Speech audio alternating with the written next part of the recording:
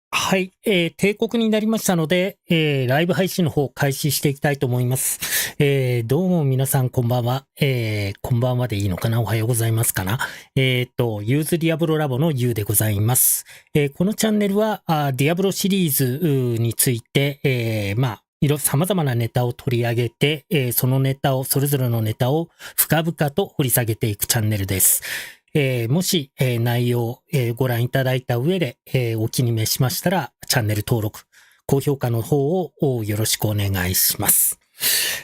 それでは今日の、タイムテーブルというかスケジュールなんですけれども、最初に30分ほどですね、今のところシーズン3で分かっていることについて、お話を、ざくっとですね、まとめていきたいと思います。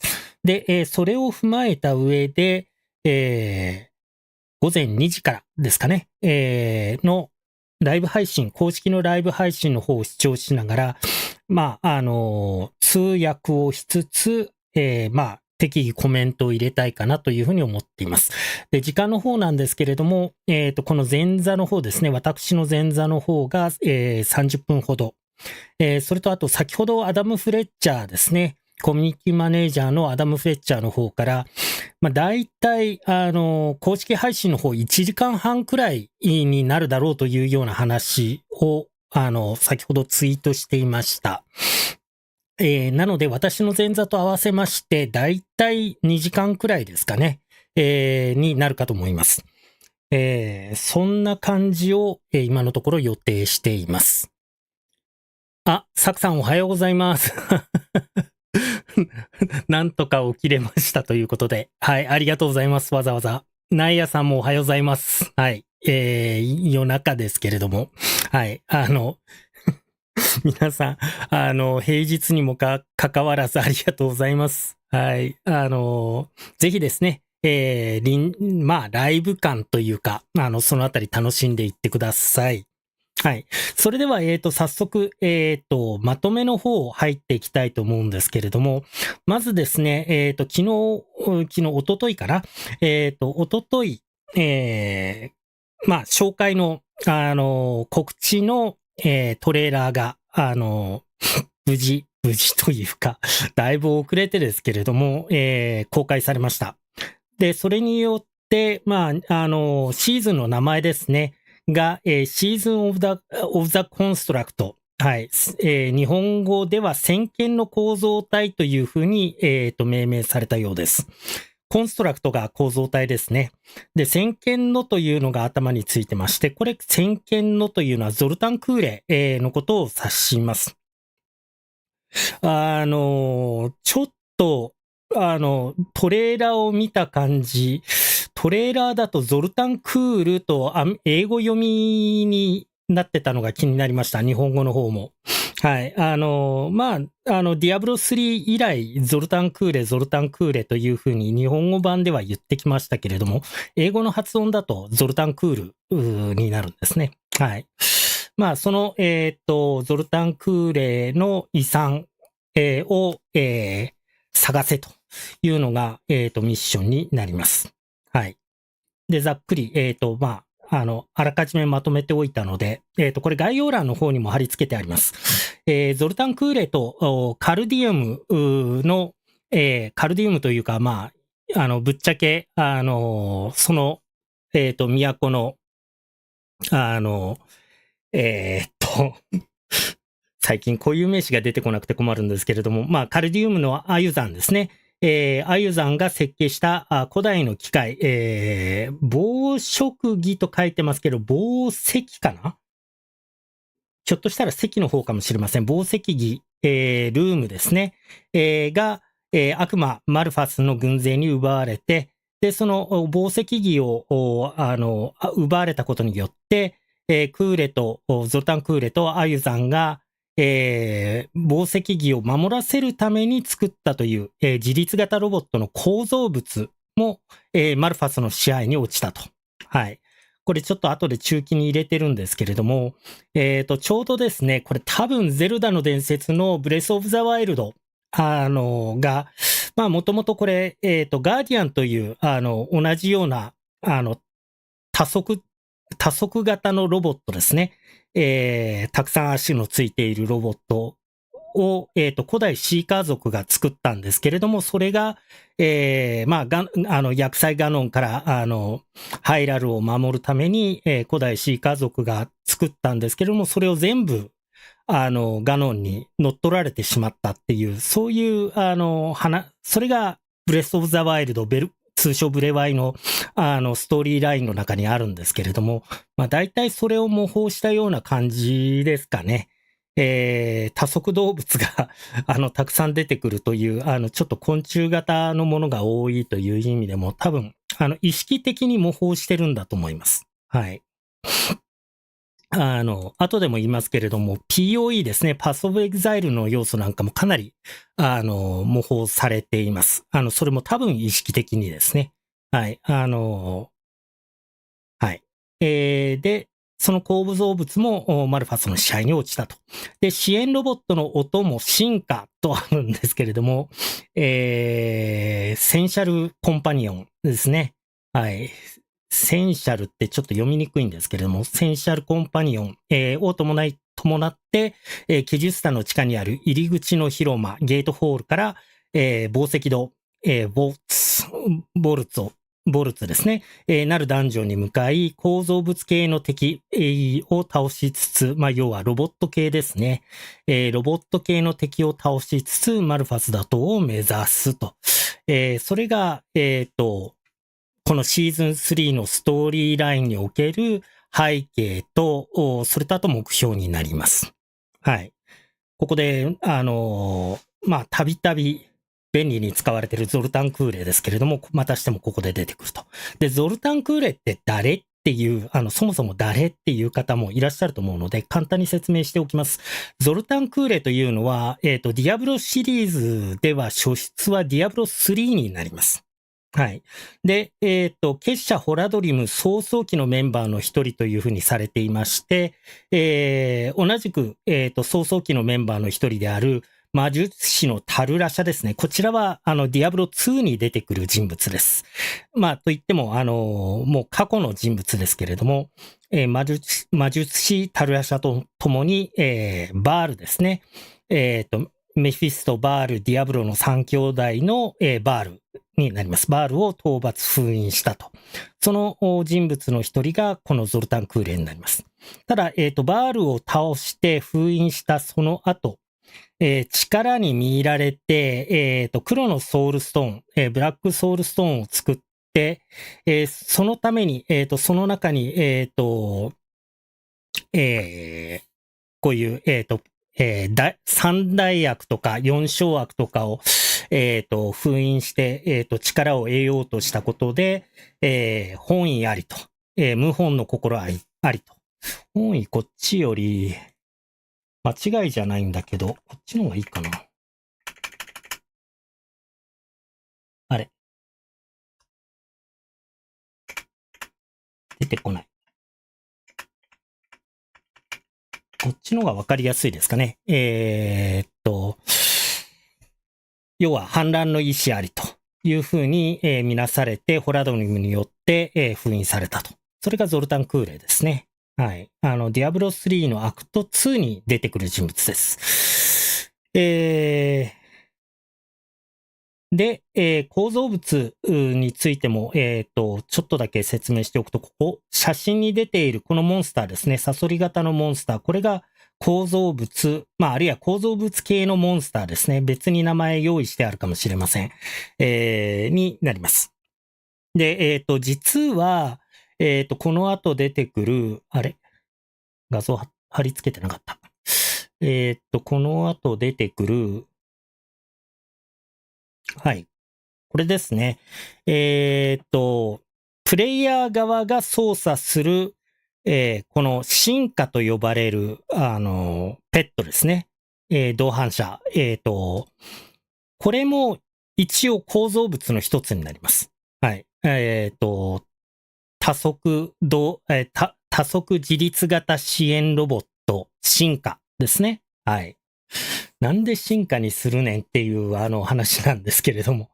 センシャルって執事とか執事長とか召使いとかそういうような意味なんですね。はい。私も知らなかったのでこれ調べたんですけれども、そういうような意味になります。で、詰まるところ執事ロボットでいいんじゃないのと思うんですが、公式では進化というふうに名付けています。はい。刺激するためのロボットということなんでしょうね。はい。で、戻りまして、この、紡績銅とか、紡織儀とか、それが一体何を紡いでいるのかっていうのが、全然よくわからない。今のところよくわからないんですね。だから、そもそもこの紡織儀、紡績儀、紡織儀だったかな紡織儀と紡績銅。逆だったかもしれません。はい。それが何を紡いでいるのかっていうのが、今日の配信の中で説明されるのか、それともルーム自体が、本当は迫り来るとか、はい。現れるとか、そういったニュアンスの方が強いんですけれども、誤訳なのかどうなのかっていうのが今一つよくわからないので、それも実は注目点の一つになるかなというふうに思っています。はい。で、セネシャルは、先ほど言ったように進化よりも執事の方がしっくりくるなと。訳語に関してはですね。はい。なので、先ほどツイートで、いっそセバスチャンとかでも名付けたいなんていう話もちょっとしましたけれども。はい。で、このセバスチャン、はい。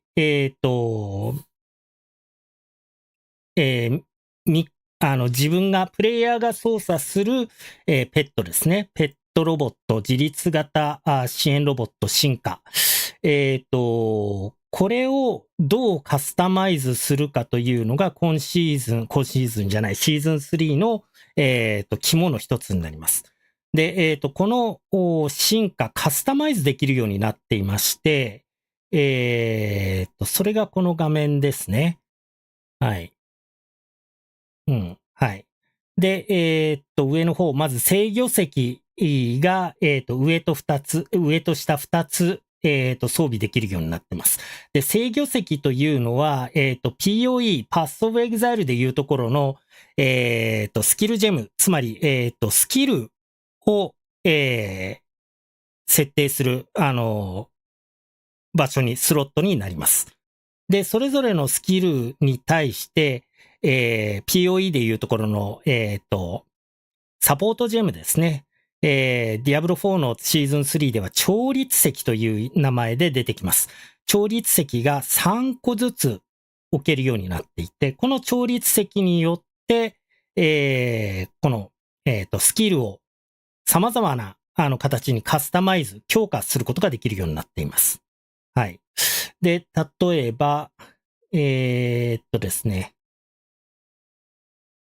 範囲攻撃の場合だったら範囲を広げるとか、連鎖系のスキルであれば、連鎖する、回数を増やすとか、そんな感じで、はい。サクさん、猫型がいれば、はい、猫型がいれば、4次元ポケットも拡張できるかもしれないですね。はい。まあ、でも、雲型ロボットじゃないですけれども、そういう外見上はそういう見た目になっています。はい。多速系ですね。これも多分、ガーディアン、ゼルダの伝説の、ブレワイのガーディアンから、取ってきたがために、多速、昆虫のような、感じのフォルムになってるのかなという気はします。はい。で、この調律石と制御石という、石をというか、そのルーンを埋めることができるんですけれども、それが、この下の、インベントリーですね。インベントリーの、今、吸血力を、設定している、入れてるタブのところが、この、制御石、調律石を、集めておける、タブになるようです。はい。で、いろいろ、その、レア度がついていて、レア制御石とか、あるいは、レジェンダリー制御石とかいろいろあるんですけれども、最大でレベル10まで育成することができるようになっています。はい。で、レジェンダリーの場合はレベルが1でカンストとか、いうようなものもあって、結構レベルは、ものによって違うんですけれども、基本的にはレベル10まで育成できる。で、レベル、この石を拾うのは、ちょっとどっかで書いてなかったかな。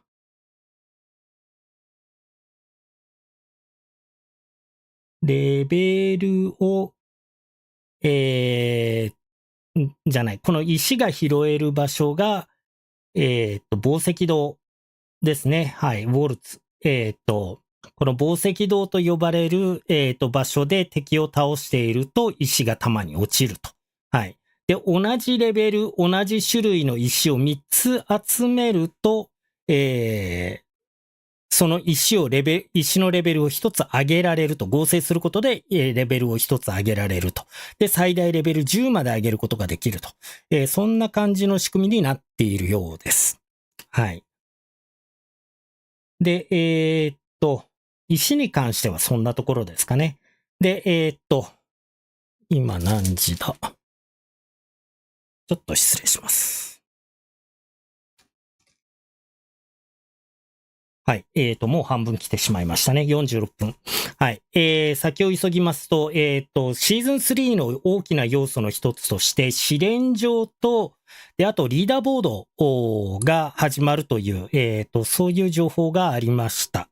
ただですね、一昨日の時点で試練場がどうやら少し先に伸ばされるみたいだということが、まあ、分かったわけですけれども、それの日付がですね、先ほど動画をチェックしていたら出てきました。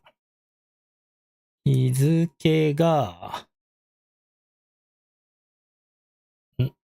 これか。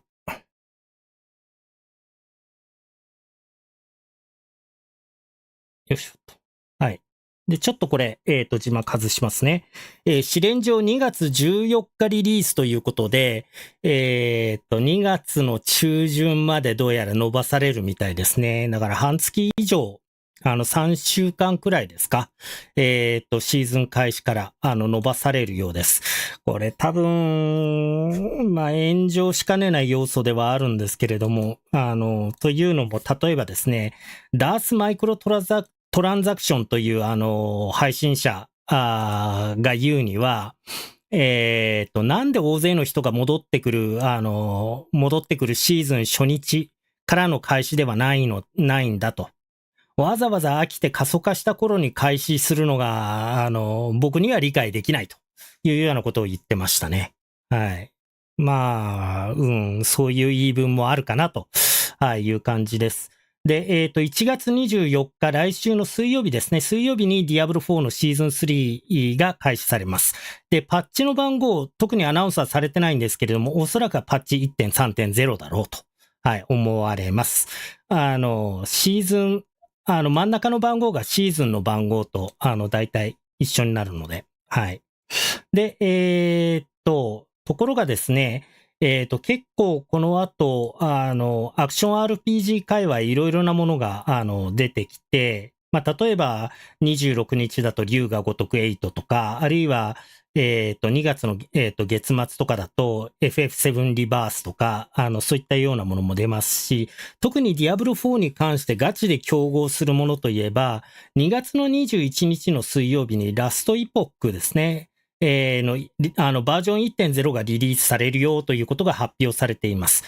なので、当初4週間、見られていたんですけれども、1月24日から4週間、ロブなんかは、そういう4週間くらい、2月の20日頃にリリース、リーダーボードとガントレットですね、試練上出てくるんじゃないかなんてことを言ってますけれども、まあ、発表されたのはその1週間前、というふうに、まあ、先ほど把握したんですけれども、要はラストエポックと、被らないようにしたいということなんでしょうね。はい。被らないようにしたいと。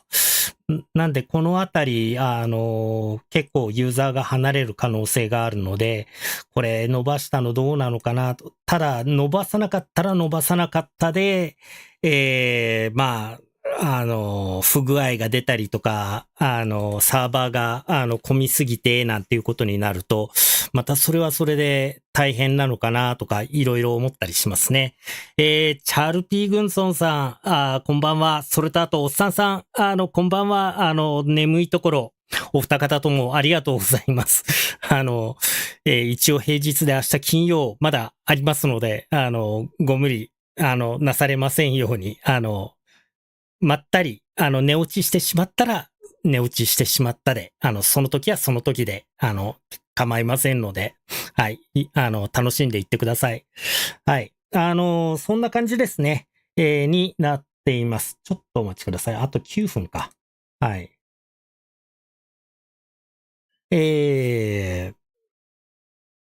そうですね。なので、結構この試練場が、開始されるタイミングというのは、他の作品の発売時期とも、ちょっと、絡んでくる微妙なところかなっていうふうにちょっと思ってます。はい。で、その他ですね、その他で言うと、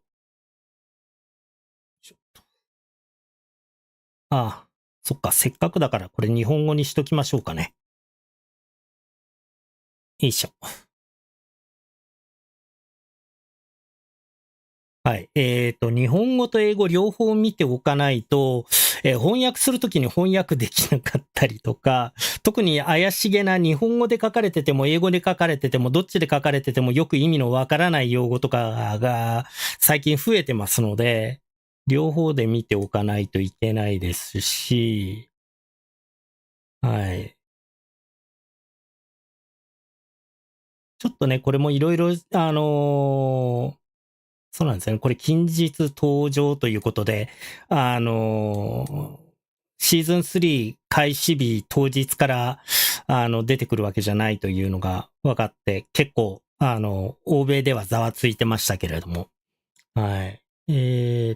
で、あと QOL ですね。利便性に絡む、アップデートとして、ヘルタイドが、1時間制になると。本編55分、それとあとインターバル5分ですね。はい。で、ほぼ常時発動と、はい、いうような感じになると。で、WASD。要は、キーボードの、WASD のキーで、十字キーの代わりとして、移動できるように、しますよと、移動できるように実装しましたよというアナウンスですね。これ結構評価高くて、マウスとキーボード、キーマウだと、トモハイドさんこんばんは。ゆっくりしていってください。ぜひ、ライブの臨場感楽しんでいってください。キーマウだと、特にマウスで移動操作をしていると、キーが2つしかないっていうこともあって、なんだろう。普通だと視点の切り替えと、で、あと、エイムとかの操作ですね。特にパッドなんかだとそういう、二つの動作を同時にできるわけですけれども、まあ、あるいはこういう見下ろし型のハクスラの場合は、移動と、で、まあ、やっぱり移動と、エイムですね。カメラ操作が、なくなるだけで、移動操作とエイム操作を別々に割り当てることができるんですけれども、キーマウだと、特にマウスの場合だと、それが難しいと。でも、キーボードで、WASD で、動作、移動を、制御できるようになると、マウスをエイムの方に、回すことができるようになったりとか、結構恩恵あるので、まあ実装としては、パッドに、パッドとその区別、なんだろう、パッドでできてキーマウでできない、あるいはキーマウでできてパッドでできないというのは極力なくしたいところなので、その差を埋めるという意味では非常に大きなアップデートになります。はい。で、あとは追加の保管箱タブですね。これ、タブ一つではあるんですけれども、追加されます。はい。で、その他、スキルツリーの振り直し、リセットボタンですね。それとか、あと、これは CS 版かな。コンソール版とかで、ゴールド取引の、UI の改善ですね。信じられないくらい現状ひどい状態なので、はい。これが、多分、桁数とか変えながら、金額を増やしたり減らしたりってようやくできるようになるのかなと想像しているんですけれども、まあそのあたりどうなるのか、まあ今日の開発者アップデート配信で、詳しく詳細出てくるんじゃないでしょうか。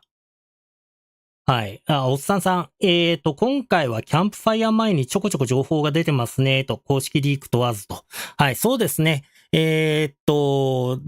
ぜか公式よりも、フォーゲーマーズとか、そういう、報道系ですかね。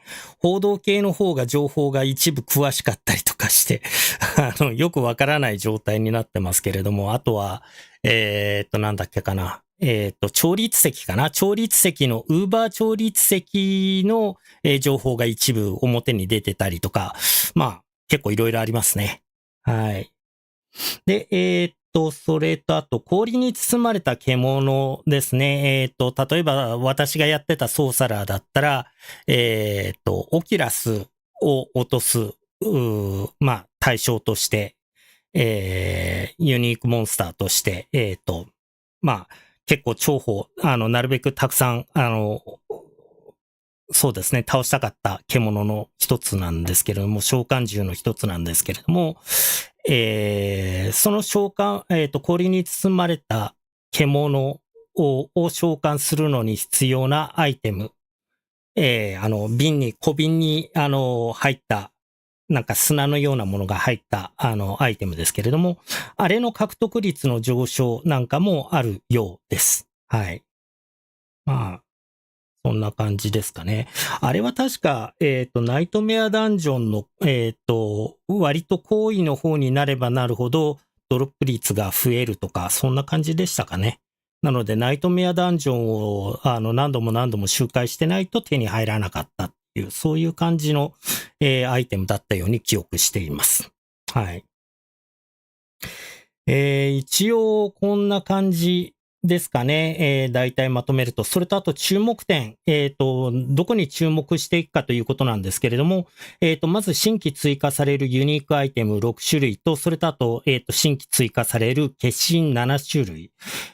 それとあと、ホタビルド、それとあと、ボールライトニングビルドですね。このあたりが、まあ、バグが修正されるにとどまるのか、さらにその上のナーフがあるのかどうなのか、そういったようなところとか、あるいは、バグがあった T ボルトがどういう形で修正されるのかとか、あるいは、バフされる、クラス、あるいはビルド、ナーフされるクラス、ビルドといったようなバランス変更の部分ですね。そういったところとか、あと個人的に一番気になってるのは、ウーバーアイテムのドロップは、果たしてディアブロ4では終着点になるのか、それとも出発点になるのかっていうところですね。今のところデュリエルからはアイテムレベル925のものが確定で出て、で、しかも可変値ではなくて固定値として、ウーバーユニークが、その可変値の最大値確定で出ると。はい。いう感じになってるので、そのあたりもどうなるか気になってるところですね。はい。このあたり、ウーバーアイテムのドロップが終着点になるのか出発点になるのかって、ここは結構、ヘビープレイヤーにとっては死活問題になると思うので、そこら辺どういう方針で来るのか、特に、CEO ですね、CEO のボビー・コーティックが、割と現場に圧力かける系の CEO だったんですけれども、彼が退社したことで、もう少し自由に開発できるようになっているんじゃないかという期待も込めて見てみたいなと思っています。ちなみにボビー・コーティック CEO は、去年の、12月の29日かなんかで退社しています。はい。それでは、そろそろ時間が近づいてるので、画面を切り替えますかね。これで、はい、トモハイドさん、圧力かける系 CEO だったんですか？うん、そうですね。特に、売れ行きですかね。売上とか、その利益とか、そっち系を追求する CEO だったので、面白いゲームを開発したいというんで、どっぷり開発する人たちにとってはちょっと、悩ましい、上司だったのではないかなと思っています。はい。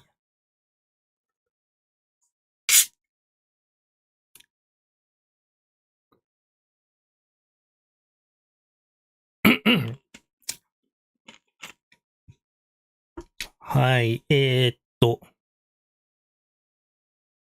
そろそろ時間だと思うんですけど、今のところ何も出てこないですね。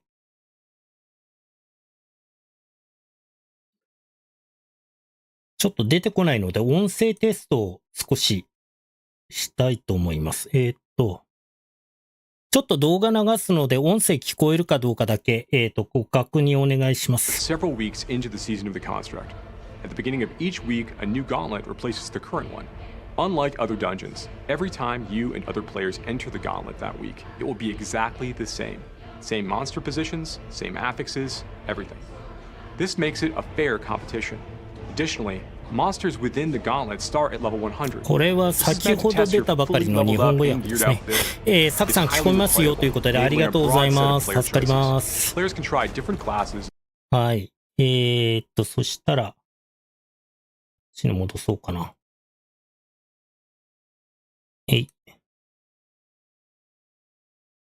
始まってるはずなんですけどね。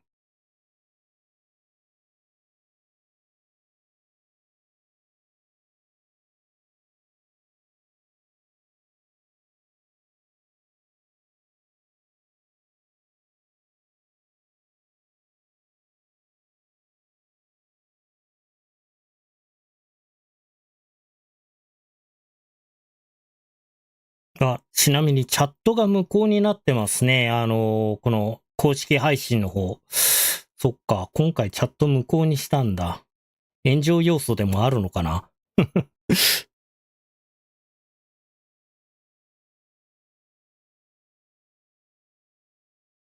トモハイドさん、ちょうど D3 でゾルタン吹っ飛ばしてきましたと。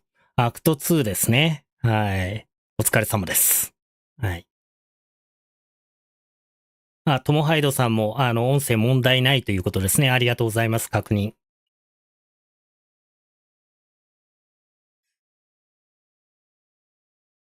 画面リフレッシュしてないだけの問題かなと思ってたんですけれども、意外、そうでもなくて、遅れてるみたいですね。はい。ちなみに今回は、いつものアナハイムですね。アナハイムというのはロサンゼルスの郊外にある、要は西海岸にある本社ビルなんですけれども、アナハイムではなくて、西海岸ではなくて東海岸のニューヨーク州の州都アルバニーですね。バイカリアスビジョンズってディアブロ2リザレクテッドを開発した会社が、ブリザードに買収されて、ブリザードアルバニーという会社名に変わったんですね。そこに新たに、作った配信用のスタジオから配信するという話で聞いています。はい。リ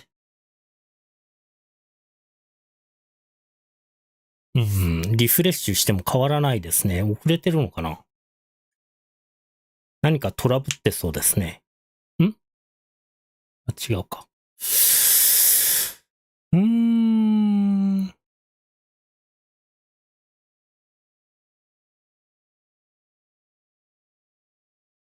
ところで今ご覧の皆さん、シーズン3で期待していることは、何ですかね、やっぱりペットでしょうか、それとも、試練場と、リーダーボードですかね、そちらの方でしょうか。もこたさん、こんばんはということで、おはようございますじゃない、こんばんはで。ゆっくり楽しんでいってください。ちょっとライブ感を味わっていただきたいなとも思っているんですが、こういうトラブルもある意味ライブ感といえばライブ感ですかね。はい。ゾルタンクールに関しては、名前こそ出てきてるんですけれども、今のところゾルタンクールを匂わせるものって、石像だかブロンズ像だかわかりませんけれども。はい。公式放送字幕使えなくて何言ってるかわかりません。あれ？始まってる？あれ？なんで？ Twitch の方にしないとダメかな。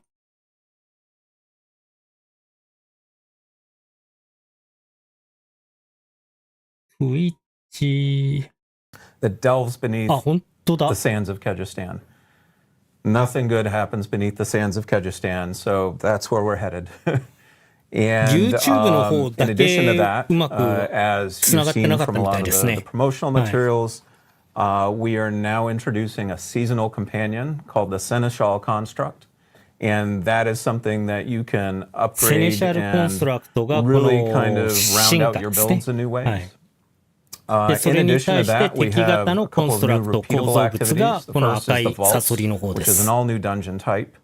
And the second is も arcane こたさん、tremors, which is a new 主さん、 overworld 英語わかり activity. ますかというこ And とで、 last but surely 一 not 応、筑語 least, 訳 in は terms ちょっ of と the 同 season 時通 3訳は厳 package, しいですけれども、is the gauntlet and leaderboards. 細かく分 And けな those が are ら coming pretty 訳 soon. していきます。But 通訳していきま we'll す。 give you a bit of a tease right now, I think. Yeah, so I know a ton of stuff for season 3. This アダム・フレッチャー is です most ね。 definitely the コミュ biggest ニティ season マネー yet ジ for ャー。 Diablo じゃあ、 IV, with a lot of content. この And 二 as you 人は初 mentioned, 登場か questline な。 and story being the first thing that we wanted to dive into. Yeah. Madeline, I think this is a good opportunity Yes. to talk to us a little bit about 新しい what クエ we スト can ラインに expect つ for the いて。 questline for season 3. Absolutely. So as Dan mentioned, we have a new quest line for season 3. In it, you are going to assist the mage Ayuzhan to purge the demon Malphas from these これ vaults が of アユ Zoltun ジャ Kulle. ンだそうです。はい。 Malphas has taken over the vaults, turned them into his own little kingdom, and has turned the マルファ hazards スが、 and the constructs inside of them against their makers. 紡績銅を I think a 乗っ good 取って question し to ま start っ with is て、 kind of why constructs. It's a little bit of a departure from seasons past. You know, season 1 dealt with malignancy, and season 2 dealt with vampires, both stemming from Lilith's influence. But Sanctuary is such a big place, and so many different stories and lore. Where present day Sanctuary is kind of the Dark Ages. We've had thousands of years of different technology and magic, and this is one of those stories.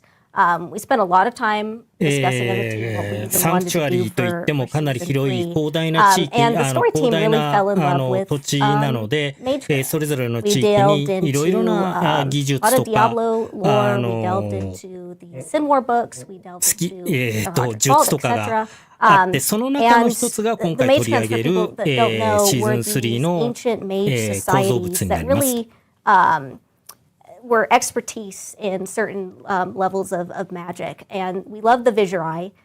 They're typically the bad guys, typically delve into demonic magic, even though they're not, traditionally evil per se. And Visurai created constructs. They took machinery and their demonic magic and made these soldiers and these guards. ビジュア Our ライの魔 protagonist 術師たち Ayuzhan が is not こういう technically コンストラ Visurai. クト、 He's part of the 構造 Ennead 物とい clan う with Zoltun Kulle. But their goal was to take these idea of 種類を constructs 作ったと。 and これが make ゾ them ルタン their クー own ルですね。 and, はい do them in a different way. Yeah, and Zoltun Kulle is kind of a familiar face He for everyone is. in Diablo. He's a cool dude. Yeah. Yeah. No pun intended. Definitely pun intended. Pun intended, yes. Zoltun played a part in the Diablo 3 story, and of Yes. course we saw him in Diablo Immortal as well. Yes, Zoltun was one of the original Haradrim. ゾルタン Good ク old ール Uncle は、 Tyrael gave him the 最 original 初の soul ホラ stones. ド He's リムの like, 一 hey, 人で、 I trust you, take care of him. Zoltun went a little bit off script, and he's like, what if I made these better? And so he created his Dark Soul Stone, which was his own kind of flawed attempt at ending the eternal conflict. It didn't go それまで quite あったもの as を he もうちょっと expected, 良 and the く rest of して Rodham み said, ようじゃないかと We don't really いう like ことで、 what you're ソウル doing. ストーンを、 You gotta 改 get 良 out. し So they て、 killed him. 改良というかどうかわかりませんけれ We're ど too も、frightened of you. But Zoltun and ブラ Ayuzhan ック knew ソウ each ルストーン other ですね。 in their 黒の youth ソウルストーンを and 作ったと。 became business partners and eventually friends. And they shared this vision of if we can create our own version of constructs and create this alternate power source that's not using demonic magic, the Loom. あ、ごめんなさい。私までゾルタンクール These って言って constructs たか can もしれ fight ませ heaven ん。 and hell, and humanity can flourish. Unfortunately, it didn't go as expected. They couldn't get it right. And Zoltun was just like, you know what? I'm going to move on to bigger and greater things. This is a failure. Let's move on. And Ayuzhan was like, no, we have something here. Let's keep going. And unfortunately, that created a rift in their friendship. And that rift allowed for the ゾ demon ルタンクー Malphas ル to としては、 infiltrate そ their work. の宝石儀 Malphas is が、 a demon that you're going to 現状の宝石儀に満足できなくて、自らの力を発信 He's a し little て、 bit different than さ our らに typical demon. You know, think of 深 big, く scary guy with horns. 開発していこうと、 Like I said 改 before, 善 he し took ていこうと inspiration いう from こと Sin で、 War, and they have a lot of different 突っ types 走 of ったよう demons. ですね。 They have different abilities, different shapes. One of them is like this stone liquid mass with a mouth on top. And so the original Malphas was like this red mist, and that allowed him to kind of sneak into corners that he wasn't supposed to. Malphas is a named demon, and he's one of terror, but he's very unimportant in the hierarchy of hell. And that kind of bothers him. We joked around on the team that he had a death job in hell. So when he found the opportunity to sneak into the sanctuary and to corrupt the vaults, he's like, this is my time to shine. This is my kingdom. I'm going to rule it. And he did that successfully for many, many years. で、 He ゾ might ル have タン gotten ク away ー with レ it の、 forever, except he was a little 宝 bit 石堂に行って、 prideful. で He's これ like, こ I'd そ、 like to sneak out of 私の、 and leave the vault. Yeah, he's not satisfied with the 私がいる vaults. べ He き場 now 所だと、 wants 私のも to のだ start と trying to いう take ことで、 over 宝石 sanctuary. 堂 And の that's where 取 the っ player た。 comes in. Yeah. So I think we have footage of the quest line, the early parts. You are going to start in Gatehall, where Malphas's influence has seeped in. Villagers and demons don't typically go ジ well. ーカ I ル can't even から imagine ス their タート insurance しま rates. すよと。 But they hire you and they're like, hey, something's going on, something up north. Please figure it out for us. And so you find the first vault and you delve into it to try and get a sense of what's going on. And these are where you're going to start seeing the first hostile constructs that Malphas has corrupted, and find your own construct. You start finding pieces of it. Malphas You're going to keep traveling through, and eventually you're going to find Ayuzhan, who is in a less perfect and ideal situation under Malphas's 構造 influence. 物に触れる You ことに eventually な free ると。 him. He's like, thank you so much. I don't even know what's going on, but let's figure this out together. And he fixes the Seneschal construct for you. He's like, you're probably going to need this as we delve into and force Malphas out. Yeah, and here we're seeing like part of the quest line, like obviously building up and kind of creating your own Seneschal construct. Yeah. Now, I think we have footage of the Malphas fight as well. Oh yeah, we can jump into that. So Malphas is our first stationary boss.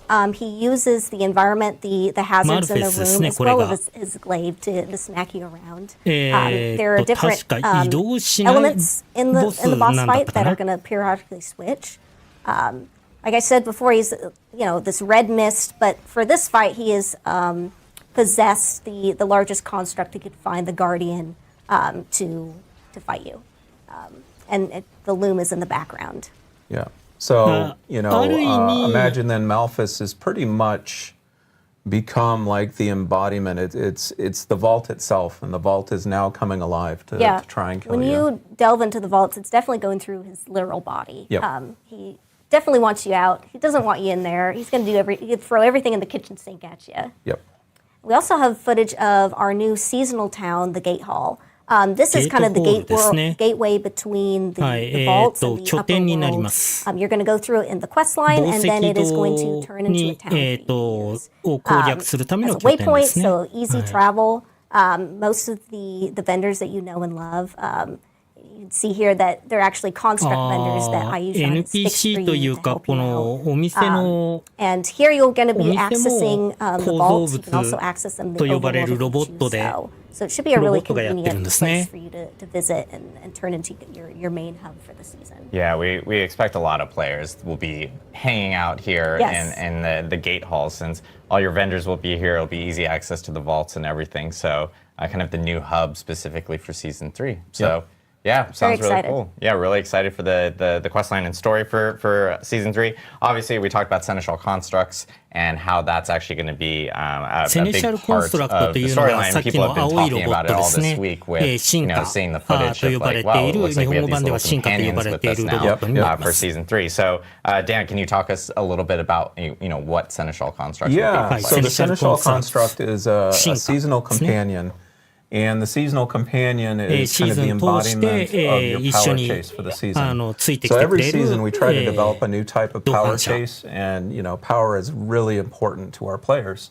Obviously, this is a game about becoming super powerful and killing lots of demons, and we're always trying to find new ways to do that. So we really wanted to stretch ourselves this season and find a way that players hadn't seen before. And so that is how the Seneschal came into being. Now, the Seneschal is this little construct, well, maybe not so little, but it follows you around, and it has different skills and abilities. And I will note, you can pet your construct, your Seneschal construct, but you have to be able to pet it. So yes, absolutely important. Yeah. And so you can have 2 skills on your Seneschal construct. Those are given to the construct using what is called a Governing Stone. And Governing Stones are these semi-precious stones that you can find throughout your adventures in Season 3. They drop in a lot of those repeatable activities I mentioned, which we'll cover soon. And there's lots of different types. I think there's about 12 that you can slot in. We weren't satisfied with that, though. Because, 12 skills, it's cool.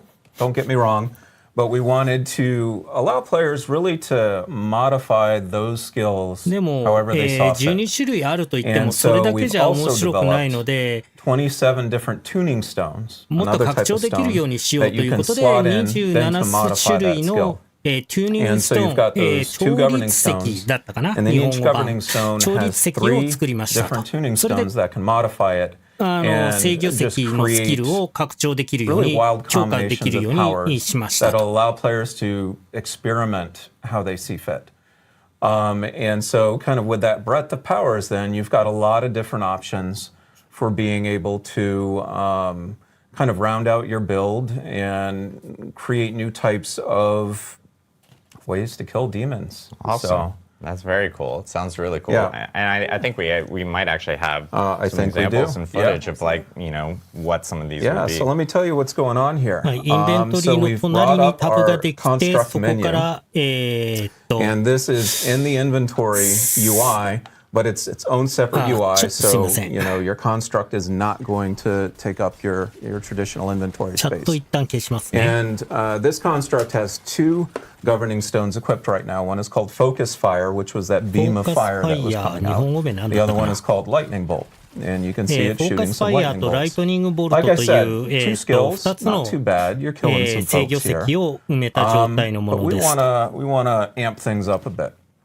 So in でもこれ addition to being 強化 able したいよ just to ね。 get stones as drops from activities, you can also craft stones.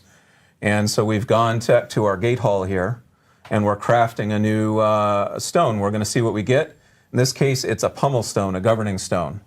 I already have that skill, so it's just going to count towards XP, towards leveling up pummel. And I'm going to kit out my すでに持ってい Seneschal る a も little の bit は、 different. 経験値として蓄積されると。 And I think で、 the 経 first 験 thing 値 we're が going 蓄 to 積 add され is るとレベル luminous が上がる support. ということですね。 Fancy way of saying that it's going to increase the area of effect for your attack. AOE、 We're 範囲 also going to 攻 add 撃の範囲を electrocution. 広げた Now, りす even る though ことがで Focus き Fire る is と a fire か、 attack, electrocution is going to add some lightning damage to it, and it's also going to add a little bit of chance of stun. And so now we're dipping our ス toes タン into this させ crowd る control. 確率を And then finally, we're 増 going や to すと add か、 arcing support. And arcing support is など really など。 cool because arcing support allows your abilities to chain. And so now let's see what that power is going to look like when we bring it back up. All right, so here now you can see that Focus Fire is chaining amongst enemies. You can see that some of them are getting stunned, little electricity around them. はい。 And it had a bigger area of 電撃で、 effect. Similarly, if we were to スタン apply する some of 敵 these to が the 出て lightning きた bolt り、 attack, let's say we gave it multi-shot in that arcing マルティ support, ショット now を it つけ can る just ことで、 blast through enemies. 弾の数を So 増や yeah, したり、 it's So you got a kinda- lot of options We're there. so we're いろんな kind オ of プショ seeing ン some が examples of つ what けられ players るよう can になる。 potentially do with their Seneschal Yep. constructs and actually make adjustments and modify them to kind of suit your specific playstyle. I think a big question is like, can you actually add, maybe some status effects or things Yes. like that? Like, can you potentially add in a tuning stone that may make enemies like vulnerable, for instance? Yes, absolutely. So again, we wanted to give all of you a lot of different options to play with. We want this to be a toy that you can experiment with. And so that means that, some of the examples we showed were more damage dealing, where the Seneschal is doing the damage. But then we also want to give players the ability to just kind of set up, enemies for you to go in and, land the killing blow. So there are a lot of different support stones that can make things vulnerable, bleed things, electrocute them, chill them. I mean, the list goes on. I mean, pretty much any of the, いろいろ the な verbs in the サ game. ポート So your Yeah. possibilities are 調律石があって、 massive with Yes. what you can do with your Seneschal. And one thing, this is actually something that Sean White, who was in the video, our Yep. Dev Insights した video り before the actual start of the stream, pointed out yesterday on social media to players that were asking a little bit more, or for more clarity on some items. But the Seneschal construct actually does scale 1-to-1 with like specific like secondary type of stats, or even Yes. or things that are associated with your actual character. So things like attack rating or crit chance, Yep. for instance. Yeah, it was very important for the Seneschal to feel as if it was an extension of you if you wanted to be that. Also, we really didn't want to get, a Seneschal that was just outclassed when you got to level 100, because then where's the fun, right? So, yes, absolutely, the Seneschal will become more powerful as you become more powerful. Awesome. Yeah, so Seneschal constructs obviously playing a 進 huge 化 role. は、 And まあ、あ with る the 意味 construct で、 and you プレイヤー now の being 写 able し to みで、 customize and プレイヤ change things up ー for が how 強 you 化さ want れ to play, プレイヤーが there's 強くな new れば強くな challenges るほ and, ど、 that are 進化 associated の方、 with 進化ロボットの方 the も、 season 3, 強く season なっ the ていくと。 construct, and one of them いう is ことですね。 vaults, which I know we do want to dive a little bit more into specifically. So yeah, do you guys want to talk a little bit more about vaults? Sure. Vaults are a 宝石 new 堂で dungeon す for ね。 the season, and we ボ have ルツ。 4 types of vaults. Like I said before, they are this extension of Malphas. And because of that, he has turned the hazards inside of them into enemies in and of themselves. We wanted to explore the fantasy of a environment that was hostile, and it was ready to kill you often, and so they're filled with hazards that, spinning fires of death, floor plates that come alive, arrows that shoot out of the walls, and with our construct enemies. I think we have some footage of the vaults as well to kind of walk you through it. これが宝石堂 Yeah, だそうで constructs in す。 them per usual. These, because they're so hostile and dangerous, we wanted them to have a good, be lucrative and be risk reward. So we have a lot of different loot. I think a little bit later in the video, there's like an いろん explosion な of ドロ gold, and that's ップ just going to 品 be がある common. と。 And our dungeon designers, typically with the dungeon experience, you get a pop-up and you're like, okay, it's telling me to kill all the enemies, I know what to do. The dungeon designers wanted to explore a little bit of I'm not sure what I'm going to be experiencing, I have to go find my objective. And so the objectives are vague a little bit on purpose, but typically vaults end in this, what we call informally as a death room, a danger room, where everything is being thrown at you, all the traps from the vault accumulated in one large room. So yeah, we're really excited いろんな to 罠が a bit of new ある gameplay, わけです dodging ね。 traps, and はい。 this is one of the danger rooms, for example. Yeah, we're really excited to get people to dive into this and experiment. And obviously with vaults, like tons of traps here. Yes. I know that there's some gameplay associated with kind of avoiding them and rewards associated with those as well. Yes, absolutely. So certainly Madeline has outlined a lot of the risks associated with vaults. I mean, those hazards are going to be pretty unforgiving. But if we're putting a lot of risks in front of you guys, we want to make sure there's a lot of rewards too. So you saw a little bit of it already with some of the basic chests in the vaults have been souped up. So they're more rewarding than those chests you'd find in other dungeons. But there's another mechanic at play too. And that's called Zoltan's warding. So as you enter a vault, after you've cleared some of Malphas's influence out of the vault, you can find the statue of Zoltun Kulle because, of course, Zoltun Kulle. He has to have a statue. He's got to have a statue in every vault. I mean, that's just how he rolls, right? So if you're able to find a special, it's called a Pearl of Warding, you can offer that to the statue. And in return, the statue is going to grant you Zoltan's warding. This is a buff. It doesn't really help your combat too much, but what it does is it gives you additional rewards, and you can see right there, there's kind of that glowing one to the side with the icon, and that is a ward-woven chest that contains extra rewards if you're able to keep that buff. And so as you get better and better at the vaults, you're going to start basically challenging yourself to keep the buff. And you keep the buff by avoiding the hazards. And so the gameplay really becomes focused on trying to make sure that you're moving as cleanly as possible through the vaults, in addition to fighting the enemies in order to get the highest payout. And if you make mistakes, I know I will make mistakes. I am a person that gets by every single trap under the sun. Are there ways of being able to help mitigate some of those types of mistakes? You can have multiple stacks of buffs. So one pearl is, I believe, 3 stacks. Yep. And so if you want to go grind the overworld activity to get the pearls, you're like, okay, I have a bunch of stacks, I have a really good chance. And if you don't make it and no stacks left, there were 2 chests at the end, you still always get a loot.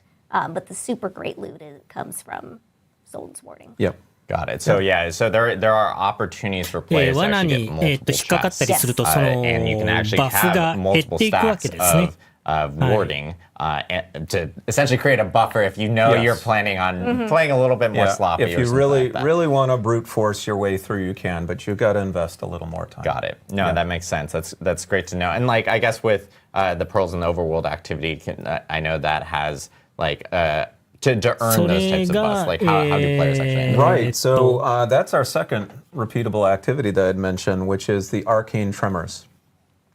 And so Arcane Tremors is a new type of overworld activity that's really localized around the entrances of the vault. So remember how we were talking about Malphas, and Malphas's sights have become grander now that he controls all the vaults. And so all the constructs are starting to spill out into Sanctuary and cause trouble. Additionally, some new types of hazards have unearthed and are starting to appear around the vaults. And so it's your job to every so often go in and beat back, all these construct invasions or incursions, essentially, that are creating the tremors. And so I can talk a little bit about this activity. We can queue up some video for that too. And so here you've arrived and you see basically a roaming band of constructs. And, obviously it's your job to go in and kill them and send them back to where they came from.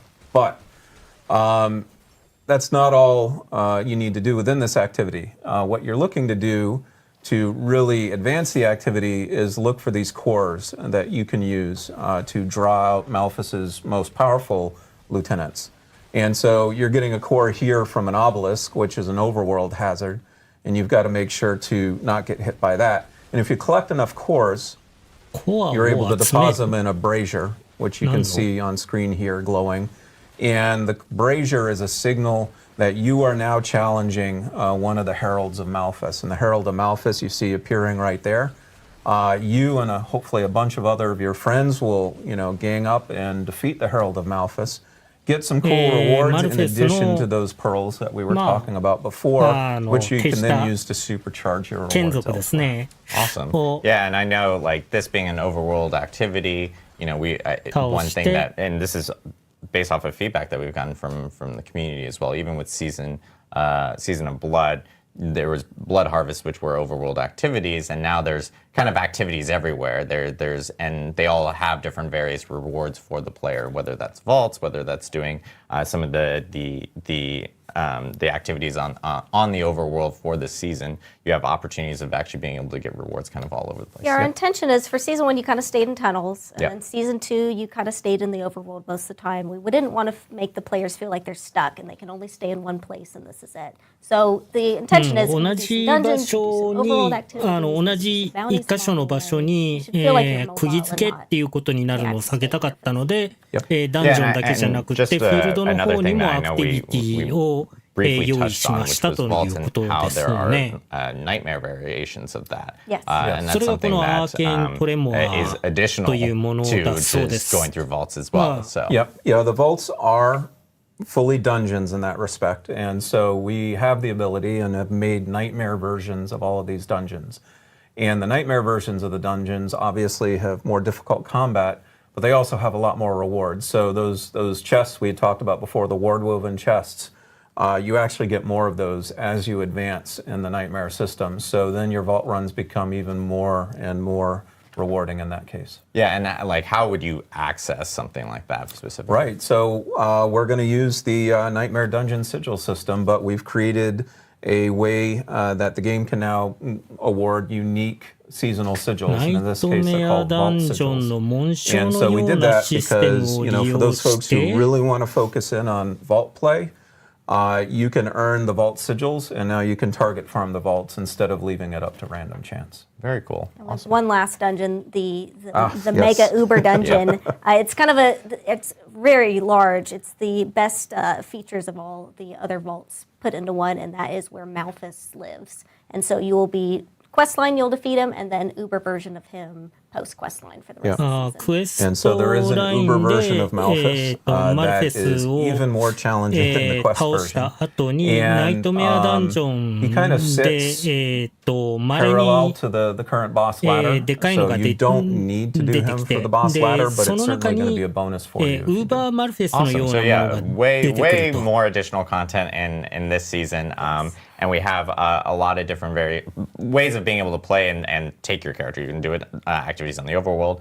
You can actually use those activities to help you out in the vaults. You can do nightmare variations of the vaults. We have Uber vaults now, or with a larger, more difficult vault with a new boss here for Season 3 as well. And this is just a little bit of what we have for Season 3 with, of course, we have Seneschal constructs, which will be around with you all the time. And with that, we of course have one additional component to one season more. 3. That's and, right. And that's with the gauntlet and leaderboard. And I will caveat, like, I know we mentioned this in the blog earlier this week. So the gauntlet and leaderboard are actually not going to launch at the start of this season. And that's really because, we want players to actually go through the season and actually grow and learn the season with their character before we actually launch the leaderboards. So we will have information on when we actually do launch Gauntlet and leaderboards really soon. But Dan, I know, wants to kind of dive deeper into what leaderboards are and what the Gauntlet is for players so they have a better idea. Yeah, so a lot of you saw a taste at BlizzCon of what the Gauntlet and the Trials leaderboards are going to be. And so we can go in a bit more depth here. もう少しこの試練場とリーダーボードについて深く見ていきたいと思います。So the Gauntlet is another new dungeon type. The Gauntlet is something that unlocks with the overall leaderboard feature in World Tier 4. And basically that means that it's targeting more of your in-game players at this point. Folks who have really decided on a build, they're starting to really round it out, it's become more powerful, and now they want to prove their might. Not just to themselves, but obviously to show off and have bragging rights. So キャラクター the Gauntlet でさらなる高みを目指す new type of dungeon is kind of based そういう around 人た three ちを different 対象にしたコンテン principles. ツ The にな first りま is す。 that it is fixed seed. The second is that it is non-linear. And thirdly, like I said, it's there to prove your might. And so I'm going to kind of 一 unpack つ目 that a 聞き little 逃 bit. しましたけれども、二 Fixed つ目 seed が means リ really ニア that it で is な trying to い be as fair as 一 possible 直線 for ではない everyone.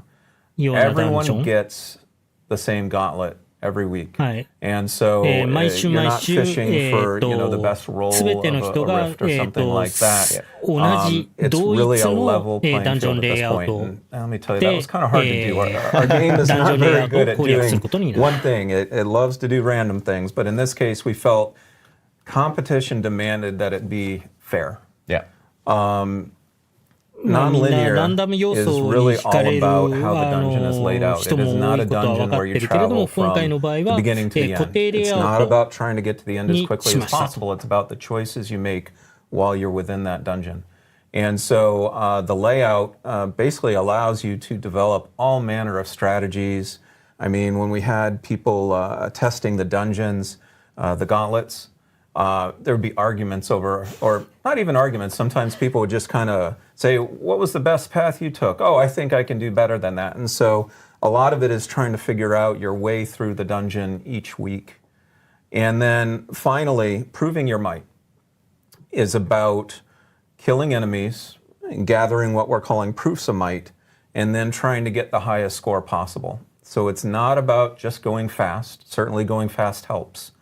But it's really about how effective and efficient are you at combat. And that's going to be reflected in your score. And so at the end of a gauntlet, you're going to get a score.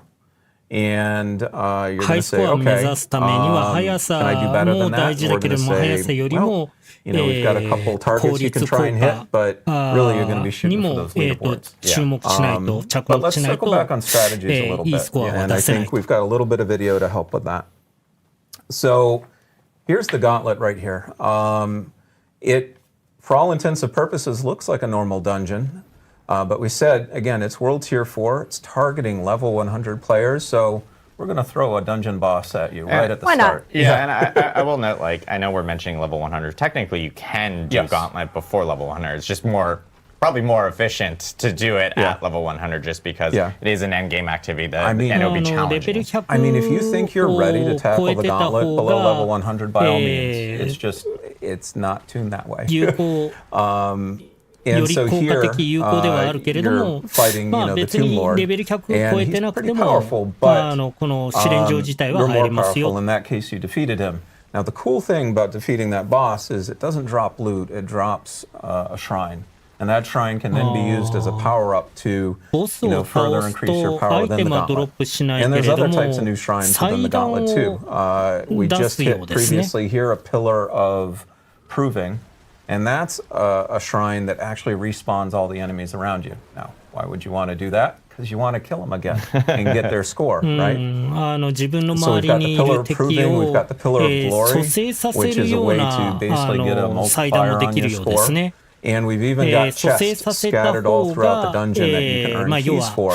And you see この keys ゲー up ジ in the が corner on the HUD 溜ま there. るというこ And と those でしょう keys ね。 give you even additional score. So a lot of the strategy of a gauntlet is, as a solo player at least, trying to find the most optimal path through it and use that as a way to, take your really cool ソロ build プレイ and の get the 場合 highest だ score と possible. And 最も効率的なル something we ート saw in the を footage, obviously the first thing we ran into was a boss, like a Yep. Tomb Lord right there. 吟味検 And so 討 you could するのが technically take that Tomb Lord Yes. further into the dungeon Yeah. if you want to. Yeah. You're not because- stuck in the room with Yeah, them. you're not stuck in the room.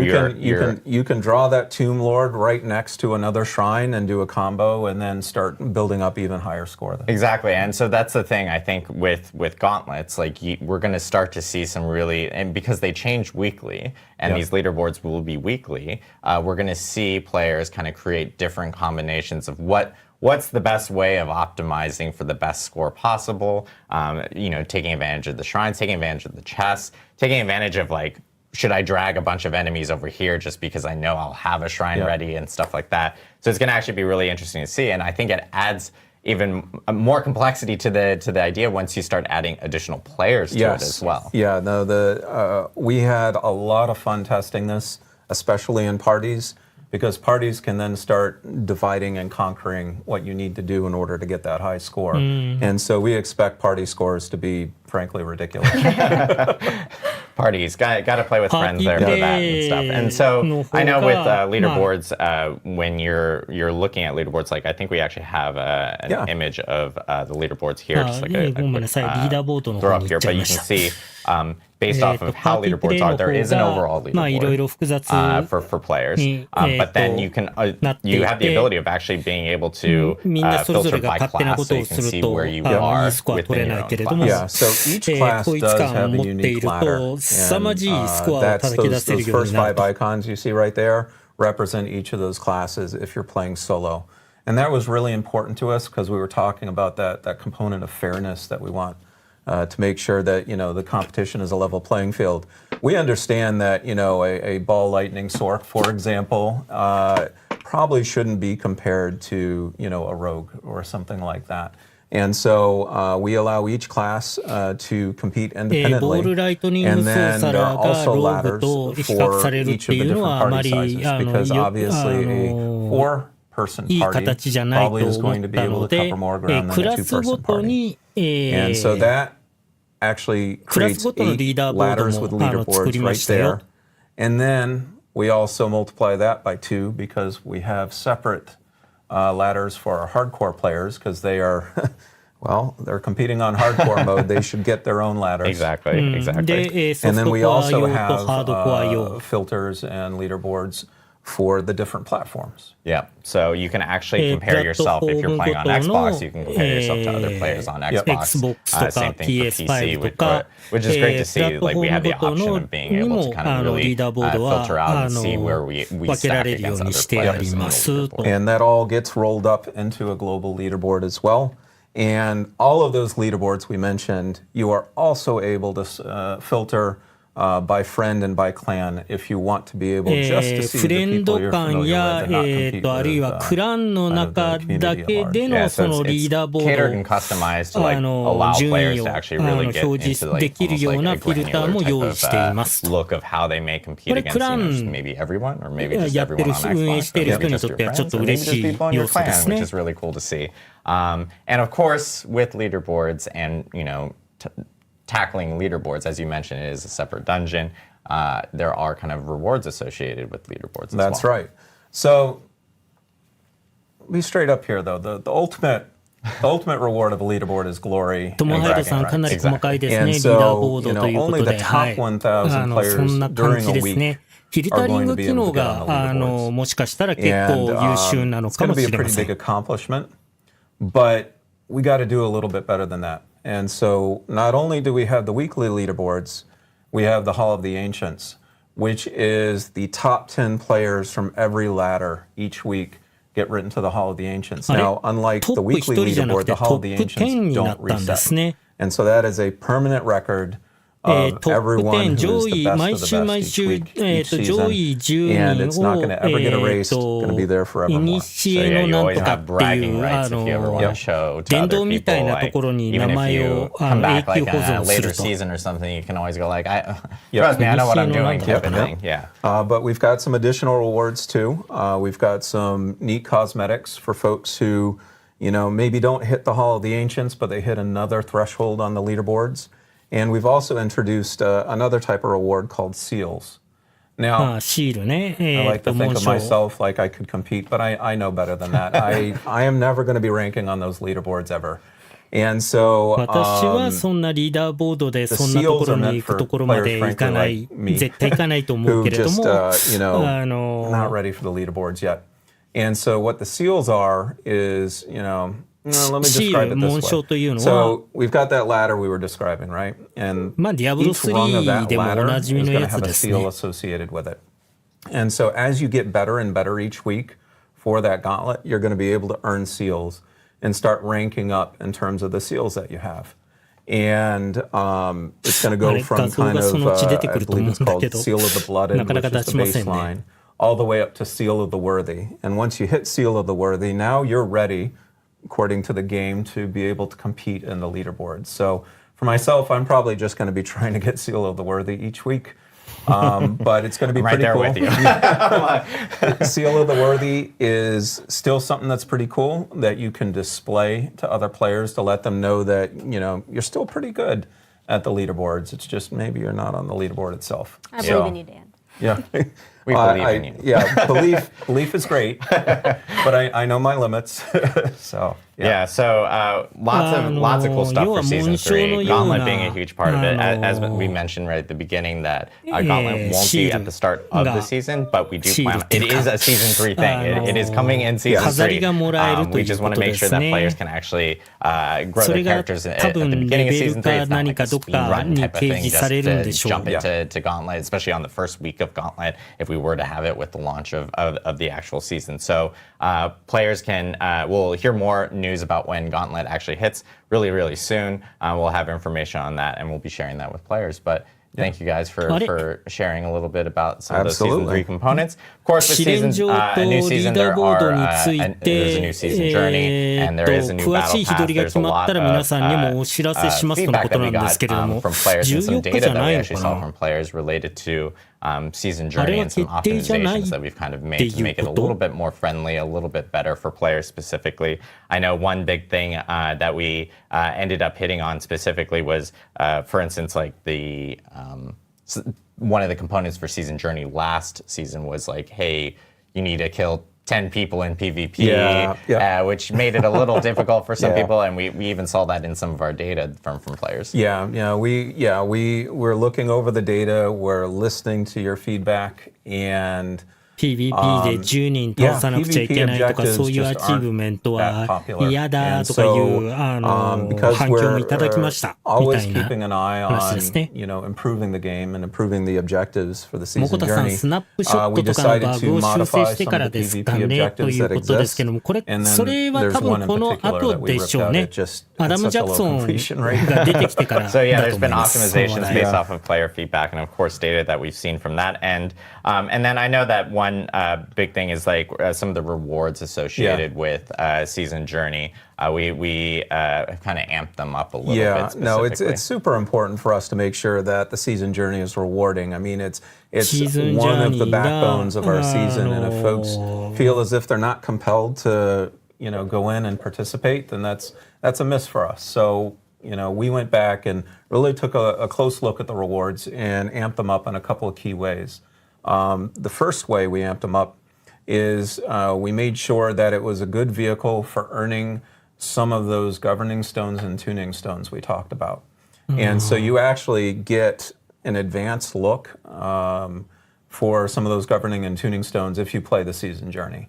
And so you'll get the drops a little bit sooner, and that'll give you a little more of a leg up with speccing out your Seneschal. The other thing we did is we looked at those later chapters, Champion and Slayer and Destroyer.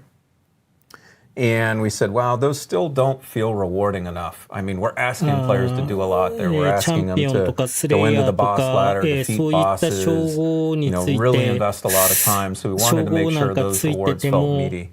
And so we added a number of ancestral legendaries there, including some that are 925 eye power. Nice.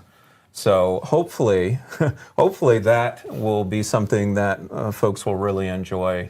And get more folks wanting to take that journey with the season. Also, something slightly related to season journey and feedback is we got some feedback that previously for our quest lines, you had to complete certain levels of season journey to even progress in the quest line. Got a lot of feedback. People didn't like it. We don't want people not to feel good with it. So starting season 3, you can just do it start to finish. There's no season journey break.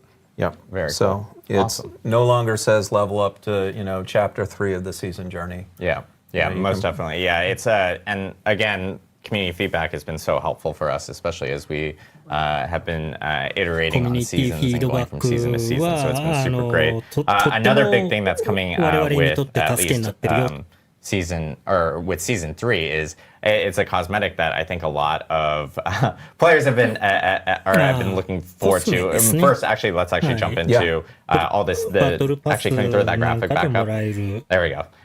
So there are a lot of new cosmetics coming. One big thing I know that was really popular with season 2 was the town portal skins. Love those town portals. Everyone is rolling with the blood portal. I am not rolling with the blood portal. I'm like the one person that's rolling with like the angelic wings one. If there's other people like that, like shout out to those people. You're part of my crew. But there are also cool new skins and of course new emotes that are coming with the new premium battle pass for season 3. And then one item that I think we actually haven't really added to since launch is emblems specifically. Emblems are kind of like on your character title or on your character on the character bar for your screen. I have been rocking the Tree of Whispers one for a long time. I'm going to put it into retirement because we are adding new ones here. I believe we're adding, I think it's 3, I believe. Yeah, for this so season. You will get 2 new emblems per your adventures in the season journey, and then 3 through the battle pass. Awesome. So we're adding in emblems. I know that's something that people were asking about because we've always had the 3 at launch. And so this now gives you the opportunity of actually collecting additional emblems in Season 3. And of course, Season Blessings are also getting adjusted for the new season because I know with the last season, of course, they were specifically catered towards Season of Blood. This one is, of course, being updated for Season 3, including items that affect like Tuning Stones, for instance, specifically for players. So Season Blessings will be getting updated for this new season. And then I know that one thing that people, and something I mentioned in the beginning, which is the boss ladder items, that is most definitely coming back for Season 3. So players can expect to have the opportunity of being able to tackle through the boss ladder. And we actually do have some optimizations that we'll be talking about here really shortly related to being able to jump into boss ladders. So yeah, lots of stuff for Season 3. Yes. Tons of stuff for Season 3. Biggest season yet for Diablo IV. And we covered a lot. I'm looking forward to people jumping in. It begins on January 23rd, where players will be able to actually jump in and create new characters for the season. So, thank you guys so much. Oh, you're welcome. Really appreciate it. And then I know for the next part of our broadcast, we're actually going to use some amazing tech. First time we're doing this because we now have 2 different sets. One here in Albany, which is themed like Cathedral of Light. We're in a colder environment. It is cold outside in Albany. I'm not used to that as a California person. Yeah, I'm sorry about that. I landed lots of snow. But it's like Cathedral of Light, fractured peaks, kind of feeling. And of course, we'll be going to Irvine, where I'm like, I hate to say the bits of hell. Irvine is not like hell, I promise. I lived there. But our studio is like that, and we are going to be joined by Adam Jackson. Adam, hopefully you're there. There you are. Hello. Hey, I hope you can hear me. Always I can hear you live from Irvine. Cool.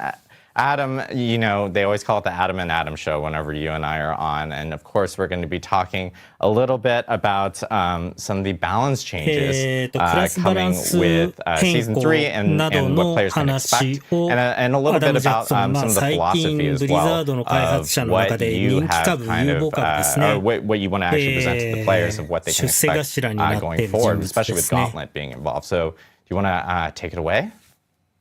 Yeah, totally. Got lots to talk about today, so I'm pretty excited. So I'm really going to be going over 3 different major topics today when we talk about what's coming in for Season 3 and beyond. So the first one is, I think, what everybody expects. We have some new class updates coming.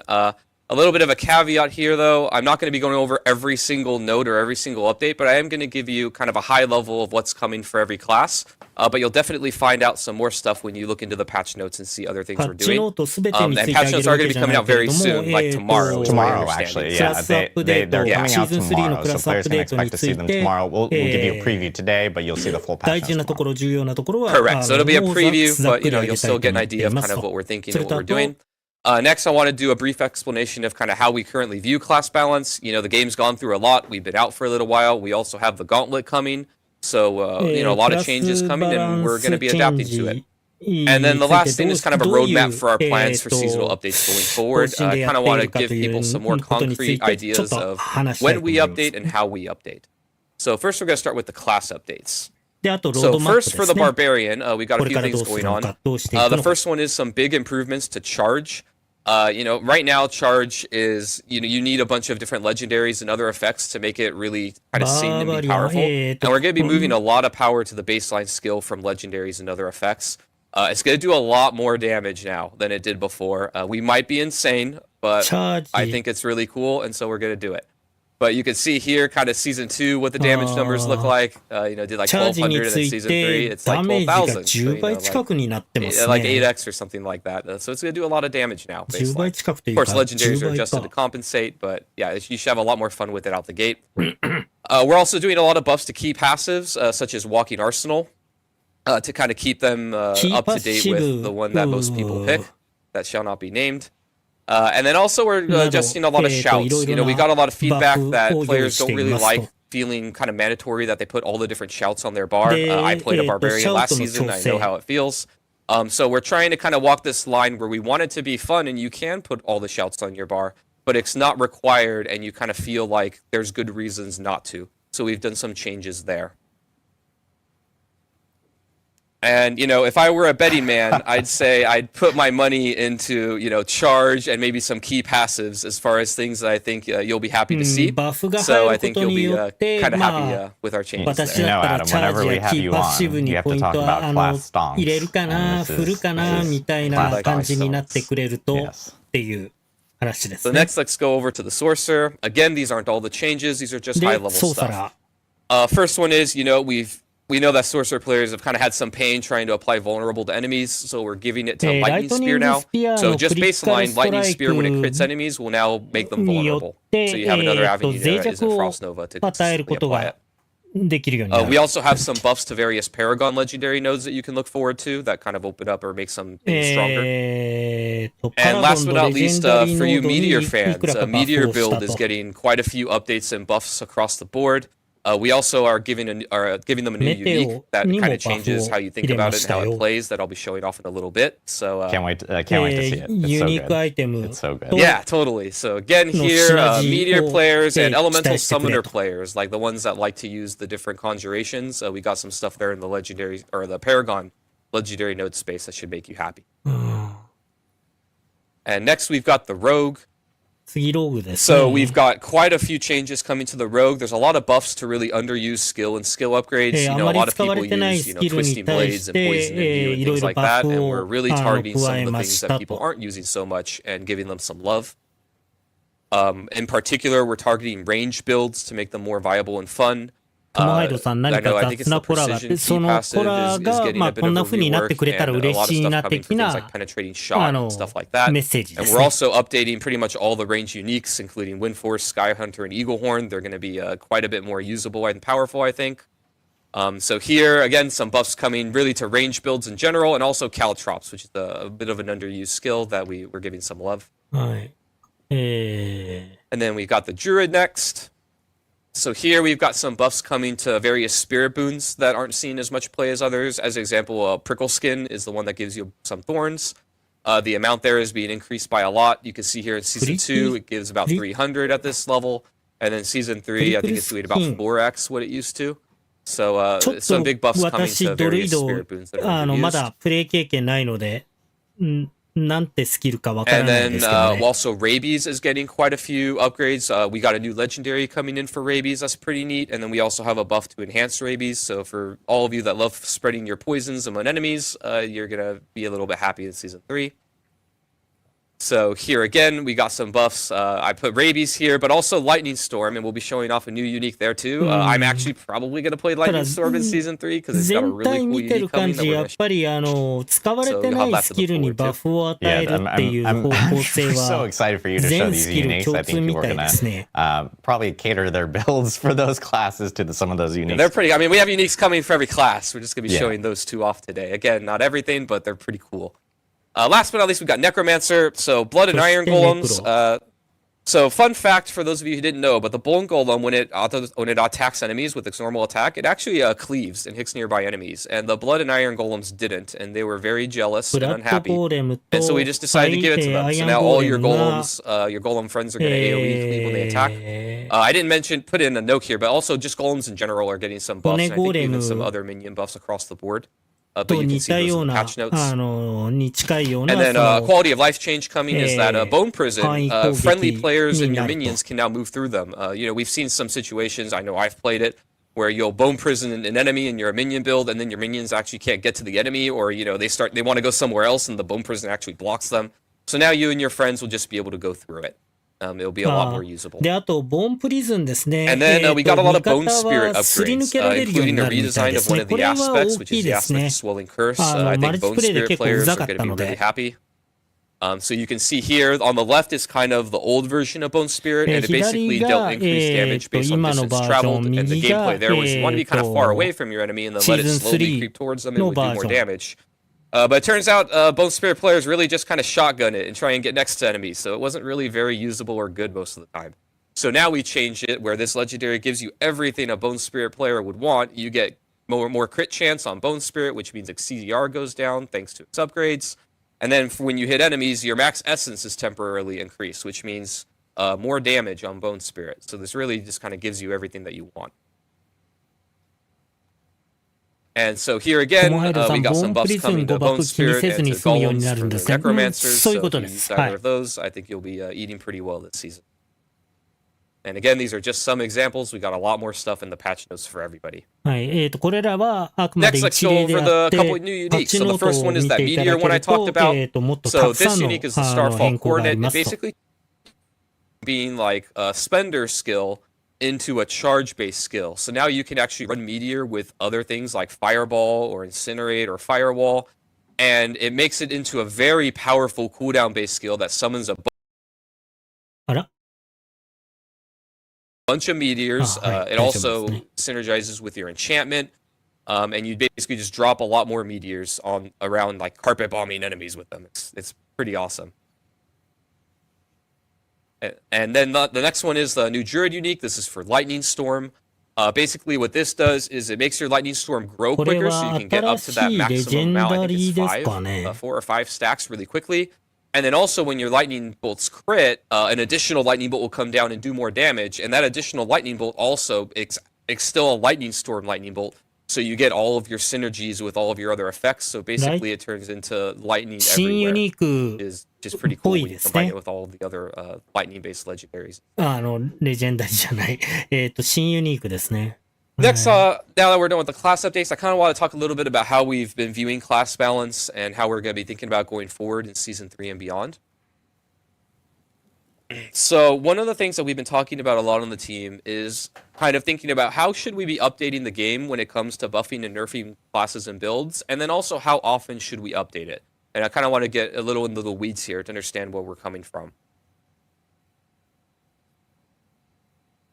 So first is that we want to balance kind of two competing concepts that are always at odds with each other that we believe players want that really make for a fun game and a fun experience, particularly in Diablo 4.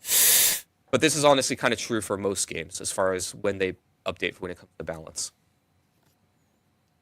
So the first one is we believe that players really want to feel like you all can have fun with powerful builds that you discover. Kind of a core part of playing these games is you think outside the box, or you discover something, or maybe even you follow a guide, but you find something that's really cool and awesome, and then you want to go wreck demons and kill stuff with it, right? You want to feel like you have this sense of permanence where you can make something, it's going to be cool, and you can go and have fun with it. But then on the flip side, here we also believe that players want the meta to refresh, so that the same things aren't obviously the best choices forever, right? Looking back at Season 2, easy thing to point to is Ball Lightning, right? Ball Lightning was really fun and awesome. Newsflash, it was also kind of bugged. But during Season 2, a lot of people had a lot of fun with it. But we believe that, if we just kept things like Ball Lightning or Hoda Barb, or these things that are really powerful for many seasons over and over, not only Sorcerer players in the case of Ball Lightning, but even players of other classes would start to feel this kind of gravitational pull and a lot of pressure to play the things that are obviously more powerful than other things. And then players would start to feel pigeonholed into being forced to play very specific things. And so kind of this dichotomy of these two competing factors where you want to have a sense of permanence and finding things and having fun and not being afraid that Blizzard's going to take it away from you, but you also want to have a sense of, the same thing isn't strong forever. And you look at the leaderboards, or you look on forums, or wherever you look for your feedback, and everybody just is playing the same things, and you feel like not everything is viable, right? So in this vein, some of the larger changes that you're going to see in Season 3 that are kind of bug fixes or nerfs, and before a lot during BlizzCon, and before we've talked about how you want to give players a heads up of what's coming. So these are the things you're going to see at the launch of Season 3 that are kind of they're having their power lowered. The first one is the Ball Lightning enchantment, or enhancement, is causing it to deal too much damage, obviously. The rogues have also been getting extra combo points via very unique interactions. That's made them very powerful. Twisting Blaze, again on the rogue, and Poison Imbue have had some interactions that we're cleaning up that makes it do more damage than was intended. The Druid very recently kind of climbed to the top of the power level in the game due to kind of an unfortunate interaction with Blurred Beast, where we can double dip damage. And really, we've had a couple cases like this earlier in the game, so we're redesigning this legendary power, where you can kind of apply a dot or some effect, and then something else does damage based on the dot, or some dealing damage on something else, and then that damage double dips and then just goes into crazy town really quick. So we're nipping that in the bud. For the Barbarian, the Hammer of the Ancients, the Violent Hammer of the Ancients, which is one of the upgrades that you can get, was always being applied whether or not you had it, and we're cleaning that up. So basically everybody would always take the other upgrade, and then they were getting both. And then Overpower, this is more of an oversight, not a bug, but it was kind of just too strong in general. If you remember when Season 2 launched, we redid all the combat map in the game, and back then Overpower, nobody was really playing it. And then we really wanted to give it some love, and we definitely did. So it's a little bit too strong right now, and so it's just getting toned down. And now next I want to talk about our season roadmap. Kind of, when we were talking about how we think about how often we should update the game, we wanted to let you, the community, know kind of the conclusions we came to and what we're going to be doing. So right now our plan is to update the game twice per season when it comes to class balance. クラスバランスに関しては、1シーズンあたり2度、修正を加える。それが、最初がシーズンローンチの時で、シーズンの真ん中あたりに1回と。その2回加えていくという感じですね。ちょっとすいません。大急ぎでちょっとトイレ行ってきます。So first, let's talk about season launch and what you can expect when a new season comes when it comes to classes and systems, so on balance.